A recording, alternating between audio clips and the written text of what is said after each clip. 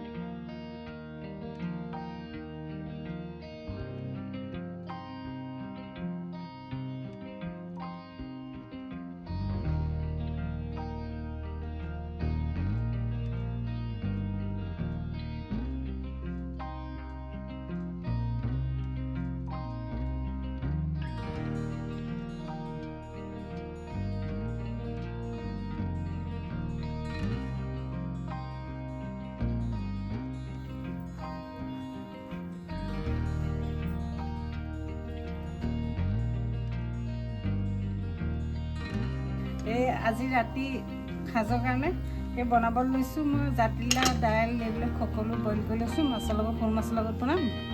কুকাৰটো পাতি দিম।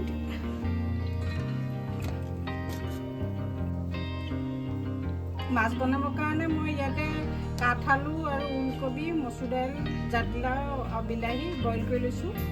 তাৰপিছত মাছ ভাজি লৈ মাছখিনি ভাজি দাইলখিনি পেলাই দিম আৰু মই কেনেকৈ বনাইছোঁ কি কৰিছোঁ ভিডিঅ'টো সম্পূৰ্ণৰূপে চাব দেই আপোনালোকে।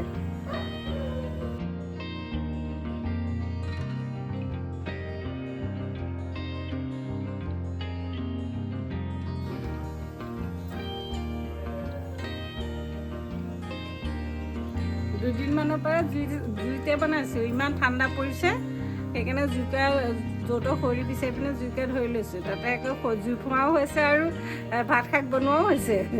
সকলো হৈছে। গা ধুবলৈ গৰম পানীও কৰি লৈছোঁ।